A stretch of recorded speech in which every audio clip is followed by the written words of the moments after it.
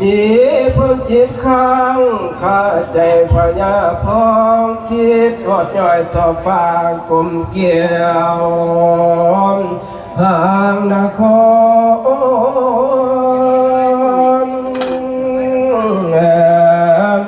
เทียงก็จรเดินทางเขาลายขึ้นคำดวงถึง7 เดือนเกตเขามานี่ตั้งแต่นั้นเดือนนั้นไอ้ข้าแก่นแต่กุมารนี่จากนับแต่พัดผักหอมหอมแก้วก็เป่าเป็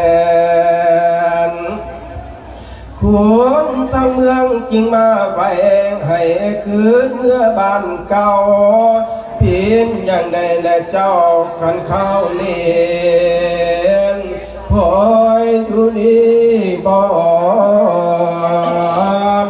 ลูกคำ